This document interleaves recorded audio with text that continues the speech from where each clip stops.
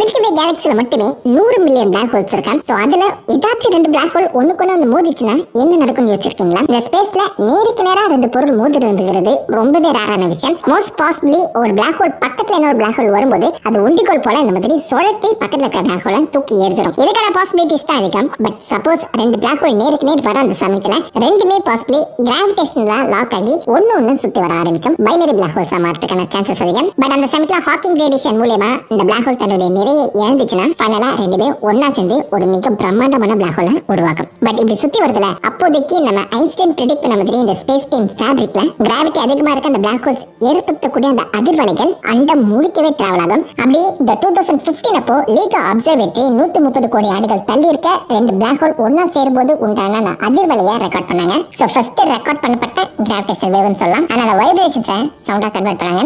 2 black hole ஒன்னா சேர்ந்தா இப்படிதான் சத்தம் கேட்குமா.